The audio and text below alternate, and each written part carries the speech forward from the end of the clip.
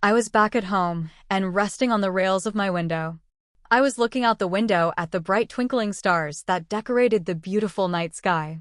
You all are free and shining the way you want, but here I am, bound to three brothers who keep ordering me about because of the mistake I made.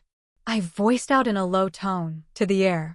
I exhaled sharply and moistened my lips sadly, remembering the new suggestion they made, which was for me to start living with them, made me shiver.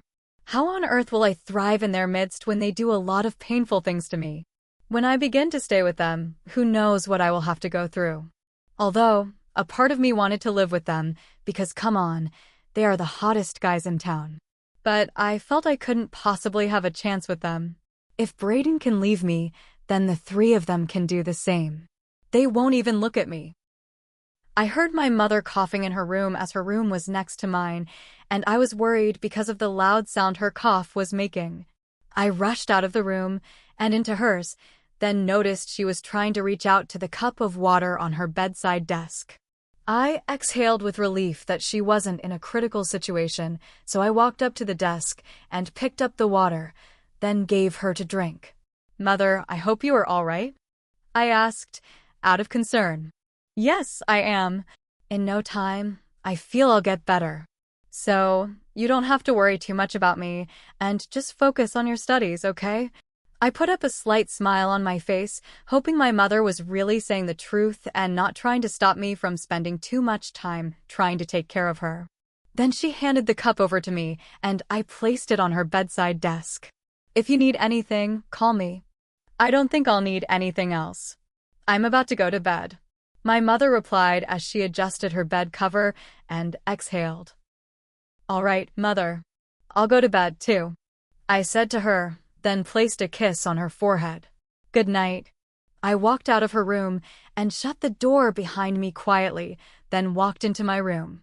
I packed my hair into a bun, then laid on my bed, feeling really sleepy. I hoped tomorrow was going to be really nice. For days, the triplets kept stressing me out with their needs and all, and I was beginning to get tired, but had to keep striving because I couldn't afford to pay for the priceless heirloom of theirs which I broke. Until one midnight when I was in my room, studying. My books were wide open on the desk, and my lamplight was shining bright on my book. My phone rang, and even as I didn't want to check who was calling me because I wanted to fully focus, I still had to be sure it wasn't the triplets. Just as I suspected, it was one of the triplets calling me. It was Reese who had called me. I reluctantly answered the call and looked flatly at my cupboard. "Hello." "Yeah, Urine, I need you to come over to our house right now," he informed over the phone. "By this time? What do I need to do? And can I just do it tomorrow morning before leaving for school?" I asked, hoping he would reconsider. "What the hell? Just come over right now," he yelled and hung up. I squeezed my phone, but not to an extent whereby it would be crushed. A low growl escaped my voice box, and I could almost scream and punch the wall several times, but I wouldn't want to wake my mother up or worry her. I closed my books, packed up my hair in a messy ponytail, and walked out of the room. I opened the main door quietly so it won't make any creaking sound that could be heard by Mother, and thankfully, I was able to do that successfully. There was no cab or bus stations around at this time. It was so annoying that they didn't care how I managed to get to their home by this time. Neither did they care if they were endangering my life, as I was the only one walking on the street right now. My feet were moving at a fast pace without rest, and sweat beads began to drip down to my chest, making my clothes look like someone had spilled water on me. No, my walking fast wasn't going to get me there any soon.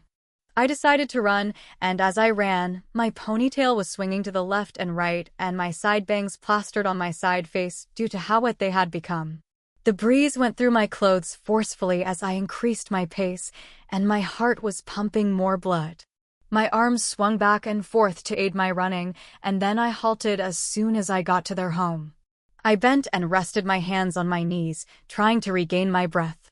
After regaining my breath, I rubbed the sweat off my face and rang the doorbell. Caden opened the door for me, and I walked in immediately.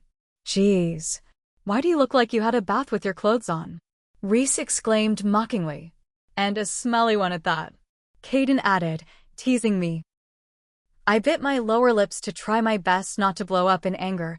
Then I exhaled slowly. I noticed Ethan was sitting on the sofa, with his legs crossed, and he was focused on his phone, without interfering. You asked to see me. What do I need to do for you? I asked, trying to keep my cool. Well, my brothers and I woke up and we were craving this delicious meal. Yeah, marinated crab and beef.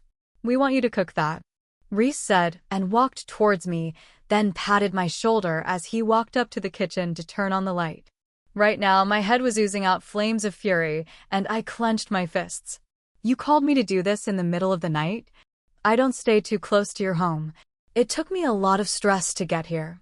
I complained, but without flaring up. This is why we suggested you move in with us, Yurine. You are the one making things hard for yourself. Caden said as he folded his arms and stared at me. Now, the triplets were all staring at me. As much as I didn't want to agree to it, I knew that they would keep giving me more tasks, which would turn out a lot difficult as long as I still live at my home. All right. I will live here, I said through clenched teeth.